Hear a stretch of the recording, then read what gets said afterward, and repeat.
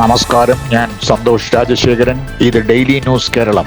അറിയേണ്ട വാർത്തകളിലേക്ക് സ്വാഗതം. വിഴിഞ്ഞത്തെ ഗേറ്റ് വേ മുഖ്യമന്ത്രി ഉദ്ഘാടനം ചെയ്തു.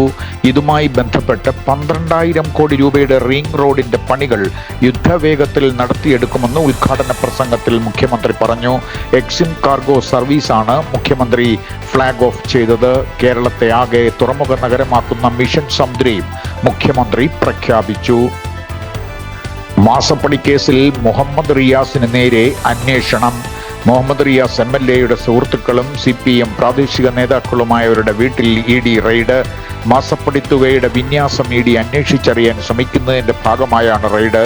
രാഷ്ട്രീയ പിന്തുണ നൽകുമെന്ന് CPM പ്രഖ്യാപിച്ചു.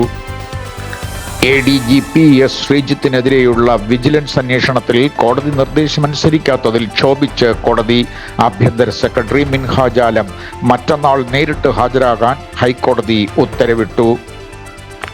ഈ മാസം 19-ാം തീയതി മുതൽ 22-ാം തീയതി വരെ DYFI സംസ്ഥാന സമ്മേളനം തൃശൂരിൽ ആരംഭിക്കും. പ്രതിനിധി സമ്മേളനം നടൻ പ്രകാശ് രാജ് നിർവഹിക്കും. SFI അഖിലേന്ത്യാ സെക്രട്ടറി ഐഷി ഘോഷ് അതിഥിയായി എത്തും.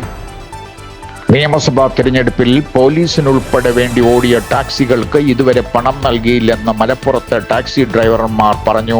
ഡീസൽ നിറച്ച തുക പോലും നൽകിയിട്ടില്ല എന്ന് അവർ പരാതിപ്പെട്ടു.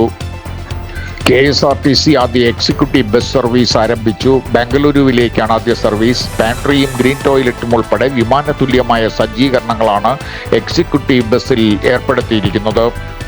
PSC അട്ടിമറിക്കെതിരെ മുഖ്യമന്ത്രിയുടെ പറവൂരിലെ വീട്ടിലേക്ക് യുവമോർച്ച മാർച്ച് നടത്തി. PSC ചെയർമാനെയും അംഗങ്ങളെയും പുറത്താക്കി PSCക്ക് സംശുദ്ധി നൽകണമെന്ന് യുവമോർച്ച പ്രതിഷേധ ധർണയിൽ ആവശ്യപ്പെട്ടു. നീറ്റ് പ്രതിഷേധങ്ങളിലെ പോലീസ് അതിക്രമത്തെക്കുറിച്ച് സുപ്രീം കോടതിയിൽ ദില്ലി പോലീസ് റിപ്പോർട്ട് നൽകി. അമിത ബലപ്രയോഗം നടത്തിയിട്ടില്ലെന്നാണ് ദില്ലി പോലീസ് കോടതിയെ ബോധിപ്പിച്ചിരിക്കുന്നത്. തമിഴ്നാട് മുഖ്യമന്ത്രി ജോസഫ് വിജയുടെ പുതിയ ഓഫീസ് നിർമ്മാണത്തിൽ വിവാദം. ചട്ടങ്ങൾ ലംഘിച്ച് ടെൻഡർ നൽകിയെന്നാണ് പരാതി. പഴയ ഓഫീസിൽ സൗകര്യം പോരാ എന്നാണ് ഔദ്യോഗിക വിശദീകരണം.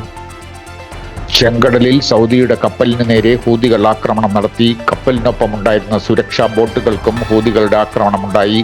ബാലിസ്റ്റിക് മിസൈലാണ് ആക്രമണത്തിന് ഉപയോഗിച്ചത്. ഹോർമുസ് കടലിടുക്കിൽ കപ്പലിന് നേരെയുണ്ടായ ആക്രമണത്തിൽ ക്യാപ്റ്റൻ ആശിഷ് കുമാർ ജീവിച്ചിരിപ്പുണ്ടോ എന്ന് സുപ്രീം കോടതി ആരാഞ്ഞു. അനധികൃത തടങ്കലിലാണ് ഭർത്താവെന്നും മോചനദ്രവ്യം ആവശ്യപ്പെട്ട് ഫോൺ വിളി എത്തുന്നുവെന്നും പരാതിപ്പെട്ട് ക്യാപ്റ്റന്റെ ഭാര്യ നൽകിയ ഹർജിയിലാണ് സുപ്രീം കോടതിയുടെ നിർദ്ദേശം. ഇന്ത്യയിലെ തെരഞ്ഞെടുപ്പ് രീതിയിൽ മതിപ്പ് പ്രകടിപ്പിച്ച് American president Donald Trump. Voters ID ഉപയോഗിച്ചുള്ള വോട്ടിംഗ് ഇന്ത്യയുടെ മട്ട് ആവിഷ്കരിക്കണമെന്നാണ് ട്രംപിന്റെ അഭിപ്രായം. കൂടുതൽ അറിയേണ്ട വാർത്തകൾ അടുത്ത ഡെയിലി ന്യൂസ് ബുള്ളറ്റിനിൽ കേൾക്കാം. നന്ദി, നമസ്കാരം.